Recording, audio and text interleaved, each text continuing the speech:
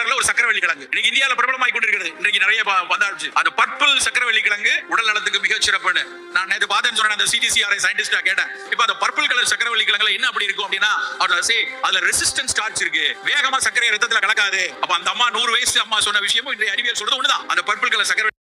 ஆமாங்க. அவரு சொல்ற மாரி இந்த ஸ்வீட் பொட்டேட்டோ அவ்ளோ நல்லது.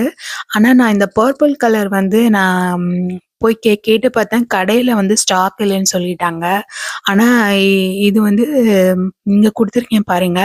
இந்த கலர்ல தான் இருக்கும். இதோட ரேட் கொஞ்சம் ஜாஸ்தி தான். $21ங்க.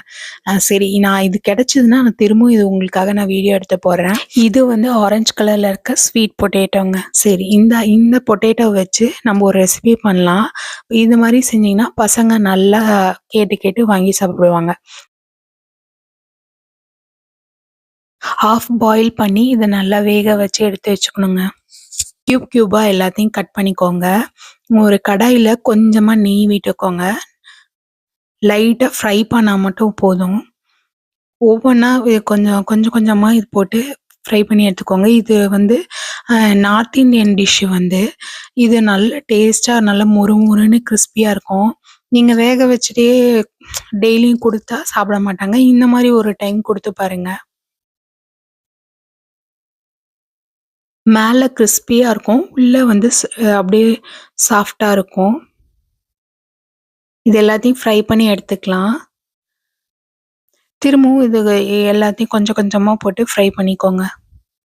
ஆனா இது நீங்க சர்வ் பண்றதுக்கு கொஞ்ச நேரத்துக்கு முன்னாடி நீங்க ஃப்ரை பண்ணி எடுத்து வச்சுக்கோங்க.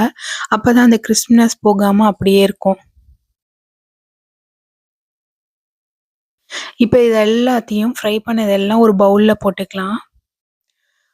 ஒரு பவுல்ல போட்டு ஆட் பண்ணிட்டு, இதுல கொஞ்சமா வந்து மிளகாத்தூளு, அப்புறமே சாட் மசாலா, அதுக்கப்புறம் அம்ச்சூர் பவுடர் கொஞ்சோண்டு போட்டுக்கலாங்க. அதுக்கப்புறம் சால்ட்டு. அப்புறம் கொத்தமல்லி தழை கொஞ்சம் தூவிக்கலாம்.